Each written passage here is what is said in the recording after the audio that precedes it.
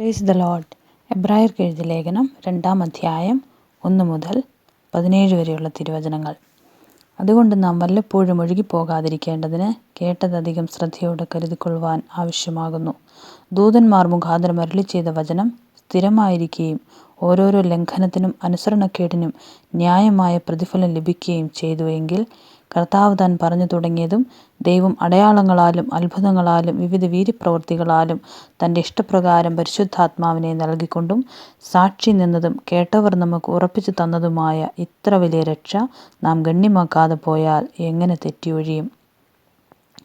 നാം പ്രസ്താവിക്കുന്ന ഭാവി ലോകത്തെ അവൻ ദൂതന്മാർക്കല്ലല്ലോ കീഴ്പ്പെടുത്തിയത്.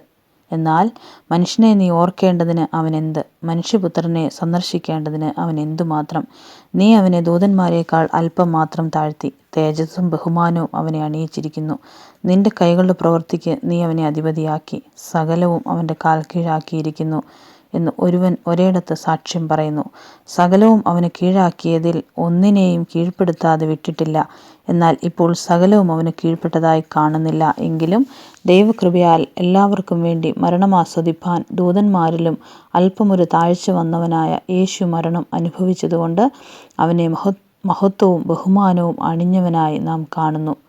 സകലത്തിനും ലാക്കും സകലത്തിനും കാരണഭൂതനുമായവൻ അനേകം പുത്രന്മാരെ തേജസ്സിലേക്ക് നടത്തുമ്പോൾ അവരുടെ രക്ഷകനായവനെ കഷ്ടാനുഭവങ്ങളാൽ തിരിഞ്ഞവനാക്കുന്നത് യുക്തമായിരുന്നു.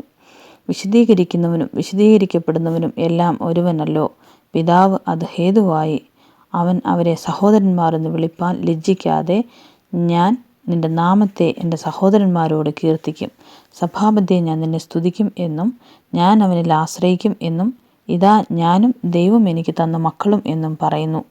മക്കൾ ജഡരക്തങ്ങളോട് കൂടിയവർ ആകൊണ്ട് അവനും അവരെപ്പോലെ ജഡരക്തങ്ങളോട് കൂടിയവനായി മരണത്തിൻ്റെ അധികാരിയായ പിശാചിനെ തൻ്റെ മരണത്താൽ നീക്കി ജീവപര്യന്തം മരണഭീതിയാൽ അടിമകളാക്കിയിരിക്കുന്നവയൊക്കെയും വിടുവിച്ചു. ദൂതന്മാരെ സംരക്ഷണ ചെയ്യുവാനല്ല, അബ്രാഹാമിൻ്റെ സന്തതിയെ സംരക്ഷണ ചെയ്യുവാനത്രേ അവൻ വന്നത്. അതുകൊണ്ട് ജനത്തിൻ്റെ പാപങ്ങൾക്ക് പ്രായശ്ചിത്തം വരുത്തുവാൻ അവൻ കരുണയുള്ളവനും ദൈവകാര്യത്തിൽ വിശ്വസ്ത മഹാപുരോഹിതനുമാകേണ്ടതിന് സകലത്തിലും തൻ്റെ സഹോദരന്മാരോട് സദൃശനായി തീരുവാൻ ആവശ്യമായിരുന്നു.